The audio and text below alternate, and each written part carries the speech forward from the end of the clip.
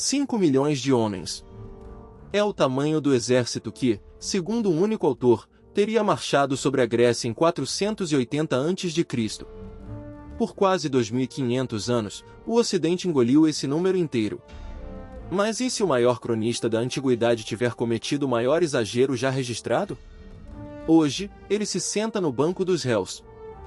O réu se chama Heródoto de Alicarnasso, nascido por volta de 484 a.C. numa colônia grega da Ásia Menor, a atual Bodrum, na Turquia.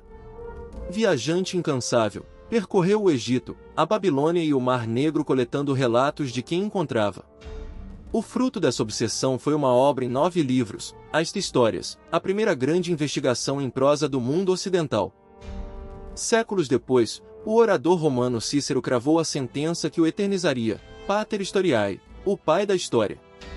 Mas o mesmo homem herdou um segundo apelido, Cruel, o pai das mentiras. Como um só autor pôde ser, ao mesmo tempo, fundador e falsário de uma ciência inteira? A resposta está enterrada nos números que ele nos deixou. Recuemos ao coração do conflito. O rei persa Xerxes, herdeiro do maior império que o mundo já vira, decide esmagar as cidades gregas que ousaram desafiá-lo. Reúne tropas de dezenas de povos, constrói pontes sobre o Estreito de Helesponto e avança pelo norte da Grécia. Diante dele, cidades pequenas e divididas. No papel, aquilo era o fim. É aqui que Heródoto abre o cofre dos números. Ele contabiliza 1.700.000 soldados de infantaria, somados à cavalaria, à frota e aos aliados. Com o pessoal de apoio, chega a uma cifra assombrosa, mais de 5 milhões de pessoas. Seria o maior exército jamais reunido até a era industrial. Grandioso demais para ser verdade? O próprio Heródoto descreve como os persas teriam contado essa multidão.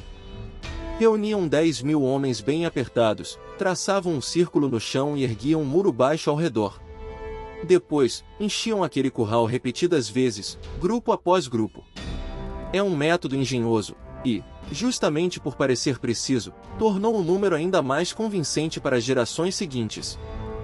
Contra essa maré humana, ergue-se um nome, Leônidas, rei de Esparta. No estreito desfiladeiro das Termópilas, um corredor apertado entre a montanha e o mar, ele posiciona sua tropa.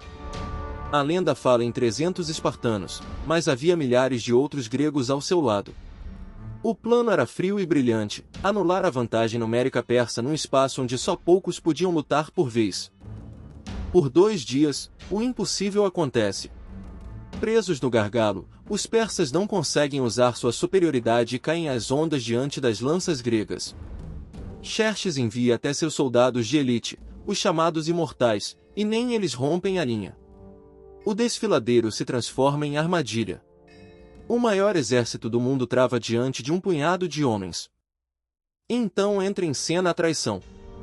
Um grego local chamado Efialtes revela a Xerxes um segredo mortal, uma trilha escondida na montanha, a senda de Anopeia, que contornava as posições gregas. Sob a noite, os soldados de elite persas sobem por ela e surgem nas costas dos defensores.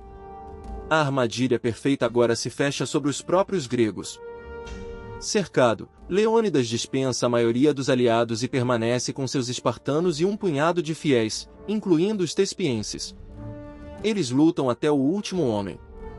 Sobre o campo, o poeta Simonides gravaria versos que atravessariam os séculos. Ó estrangeiro, anuncia aos espartanos que aqui jazemos, obedientes às suas leis. Nasci ali, no sangue, um dos maiores mitos do Ocidente. Mas atenção a um detalhe decisivo, Heródoto não viu nada disso. Ele escreveu as Histórias cerca de 50 anos depois da batalha, reunindo testemunhos orais, memórias de veteranos e relatos já lapidados pela tradição. Cada boca que repetia o feito somava mais inimigos ao inimigo. O exagero não precisava de má-fé, bastava o tempo e o orgulho de quem venceu. Heródoto não estava sozinho na cena do crime. O dramaturgo Ésquilo, que lutou nas guerras persas, encenou os persas em 472 a.C., a mais antiga peça teatral que sobreviveu. O médico grego Ctésias, que viveu na corte persa, escreveu uma versão rival. E o filósofo Plutarco, séculos depois, dedicaria um tratado inteiro a acusá-lo de malícia e falsidade. Como esse texto chegou até nós? Por um fio.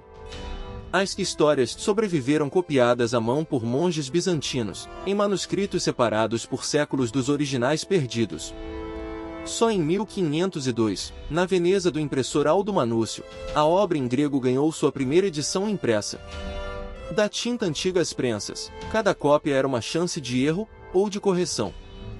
Agora, o veredito da ciência moderna. Historiadores e militares calcularam a logística. Um exército de milhões precisaria de rios inteiros de água por dia e de uma coluna de marcha com centenas de quilômetros. As estradas e os poços da época simplesmente não comportariam isso. Estima-se hoje que a força real de Xerxes tenha ficado entre 70 mil e 300 mil homens. Impressionante, mas humano. E aqui está a reviravolta que muda tudo. Heródoto nunca jurou que os números eram verdadeiros.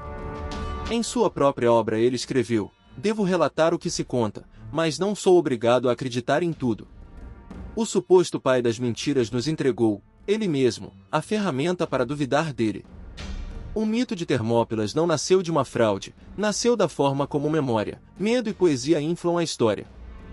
Fica o ensinamento do estrategista: não julgue uma fonte pelo tamanho de suas cifras, mas pela coragem de investigar. Heródoto errou nos números, e ainda assim, foi o primeiro a tentar registrar o mundo com método. Duvidar dele é honrar exatamente aquilo que ele começou.